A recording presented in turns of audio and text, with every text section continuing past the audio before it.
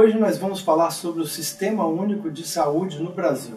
Muita gente critica porque existem problemas, mas muitos reputam como um dos melhores do mundo. E para falar sobre esse assunto, nós fomos na casa do médico Celso Murat, que foi presidente do Conselho Regional de Medicina e também do Sindicato dos Médicos. Dr. Celso, obrigado por nos receber. Como foi criado o Sistema Único do Brasil? A 8ª Conferência Nacional de Saúde, em 1986, em Brasília, revolucionou toda a assistência com a criação das bases teóricas do Sistema Único de Saúde. Foi criado o SUS. Acabou-se com o NAMPS e todas as pessoas no Brasil seriam assistidas pelo Sistema Único de Saúde. A Constituição Federal, que é de 88, colocou as primeiras diretrizes do Sistema Único de Saúde, que era a descentralização administrativa nas esferas federal, estadual e municipal, cada uma responsável pela sua parte assistencial e pela gerência dessa parte assistencial. Essa administração é descentralizada, por isso que o sistema é descentralizado. O sistema é integral, que ele atende o paciente na integridade do paciente, e a Lei 8142 de 90, ela que regulamentou a participação da comunidade. Sim. A comunidade passou a participar das decisões administrativas e técnicas do Sistema Único de Saúde. Isso através de um conselho? Através dos conselhos, Conselho Nacional de Saúde, Conselhos Estaduais de Saúde, Conselho Municipal de Saúde. O problema é que hoje você tem uma série de distorções, porque na realidade eles acabam sendo veículos ou do próprio gestor público, do governo, sim, ou então grupos ligados a ideologias, pode ser de direita, pode ser de esquerda, não estou aqui definindo questão toda, sim, qualquer uma disputa. Sim. E passam a tomar conta da conduta daquele sistema. Então, perderam muito o impacto decisório exatamente por essa divisão. Sei. Não tem uma coisa centralizada na União? Não tem um sistema único que represente a totalidade. Porque isso é uma arma política muito importante, é um espaço político muito importante para ser ocupado. E as ideologias que disputam o poder em cada estado do Brasil não quer perder o espaço. Sim. Como acontece com o movimento sindical, que hora vai para um lado, hora vai para o outro, porque são grupos.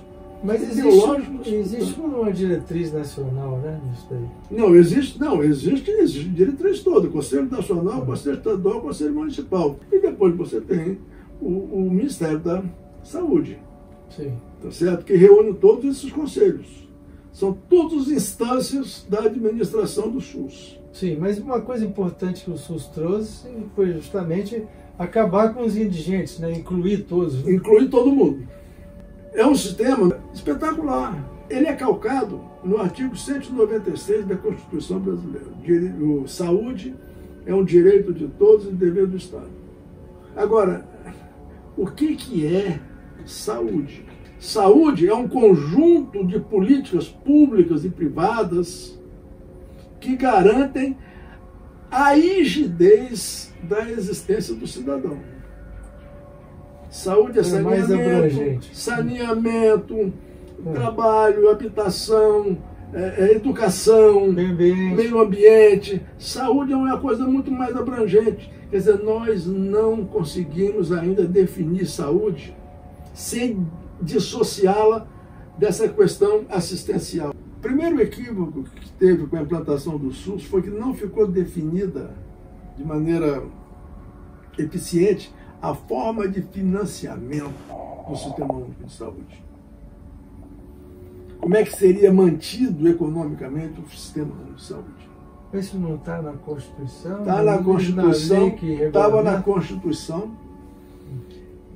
Foi colocado uma emenda, a Constituição dizia no começo que seriam 10% da União, do orçamento da União, 12% do Estado, 15% do município. Não identificava nem a forma de remuneração. A União nunca teve interesse em que você quantificasse a obrigação dela. durante muito tempo. Só na emenda constitucional 29, que foi de 90 e que só foi regulamentada em 2000, olha, levou 10 anos para regulamentar, que se definiu a responsabilidade financeira de cada esfera do poder público. Nesses 10 anos, o sistema se desestruturou de um jeito. Para você ter uma ideia, a tabela SUS, que é a tabela de remuneração dos serviços assistenciais, tanto médicos quanto hospitalares, foi congelada. Numa época de inflação, você tem uma tabela que remunera a assistência congelada. O que aconteceu? Primeiro, nós fomos perdendo hospitais filantrópicos que faliram, que se dissociaram do Sistema Único de Saúde. Porque você levava prejuízo atendendo, vendendo os serviços que você tem com prejuízo. Sim. Você recebia pouco e irregularmente, pagava quando queriam. Tinha obrigações, mas tinha não tinha remuneração. Não, a remuneração, mas isso é coisa muito comum no serviço público. Né? O Estado, tanto em qualquer esfera, sempre fez isso. E houve um descredenciamento total. Por exemplo, a rede que a gente chama de média complexidade foi sucateada. O que é a média complexidade? São as consultas especializadas e os exames também mais especializados. Sim. Porque o paciente ia na atenção básica, era assistido e encaminhado para o especialista. Só que o especialista era da média complexidade. A média complexidade, ele levava 1 ano para marcar uma consulta. Aí você pegava o paciente hipertenso, o paciente diabético, o paciente com doença neoplásica, o paciente com doença crônica degenerativa. Sim. E ele ia sendo tratado no varejo. Poderia ser tardio até, quando o assistência nós distorcemos. O que aconteceu? Esses pacientes começaram a dar entrada no sistema de saúde pelo pronto-socorro, pela unidade de terapia intensiva e pela emergência, que são as áreas mais custosas e de menos benefício profilático. Sim. Que pode ter um sistema. Quer dizer, já com um quadro evoluído, né? Avançado, aí o que você passou a encontrar? Só casos de altíssimo custo. E nós não desenvolvemos uma política assistencial de você... Bom, esse custo é altíssimo. A Constituição manda que saúde é um dever do Estado. Mas tratamento de doença é o quê? É um dever do Estado também, porque ele é saúde? Não, ele não é saúde. Então você não sabe nem direito. O Estado não tem condição. Nenhuma economia no mundo tem condição de oferecer tudo que a medicina pode dar hoje. A tecnologia melhorou enormemente a qualidade, mas aumentou substancialmente o custo. E nenhuma economia pode dar tudo para todo mundo. Vai faltar alguma coisa para alguém. Só que com essas deficiências da falta de estrutura, está começando a faltar muito cedo. Muito cedo.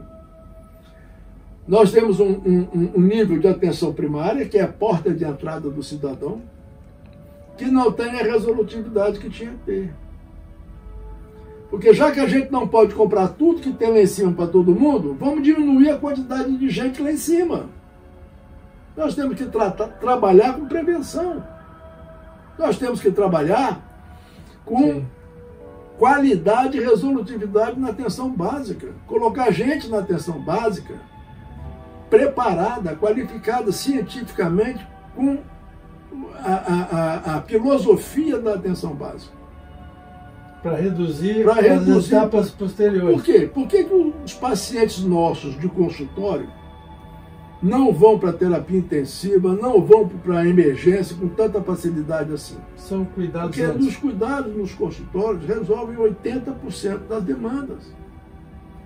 Na nossa atenção básica aqui, do jeito que ela é feita hoje, e outra coisa, não é por falta de legislação, não. Tem legislação na hierarquia legal, jurídica do SUS, que diz como é que deve ser feita a atenção básica. Entendeu? Tem estratégia da medicina de família e comunidade, tem a própria unidade básica de saúde, tem todas as formas de prestação de serviço que tem que ser feitas. E, teoricamente, nós temos o caminho. Nós temos que utilizar o caminho. Então, qual o balanço que o senhor faz do SUS? O balanço que eu faço é o seguinte: eu vou parafrasear o meu mestre, meu pediatra, meu professor, meu médico, Jolino Martins. Jolino Martins me disse uma vez, quando eu era estudante, que o Brasil é um país muito pobre para se dar o luxo de ser burro. O que nós fazíamos? Nós jogávamos o paciente para a esfera, para o patamar mais caro, e não tínhamos dinheiro para mantê-lo no patamar mais caro. Porque nós nos descuidávamos exatamente da atenção básica. Qual é a proposta do Conselho Federal de Medicina, por exemplo, que vem apresentado a vários governos que se sucedem? A atenção básica tem que ser um plano de carreira do Estado, não pode ser gerenciado por municípios de Estado, tem que ser o Ministério da Saúde. Plano de carreira com concurso público, dedicação exclusiva, salário digno. Aí você vai ver como é que você vai ter médico. Sim, de nas áreas mais distantes. Vai ter médico na periferia, vai ter médico. Vai. Plano de carreira é um plano em que permite que ele progrida funcionalmente. Ele tem, agora com telemedicina, ele vai ter uma assistência continuada em termos de conhecimento científico, educação continuada permanente. Ele vai poder se fixar nesses centros menores.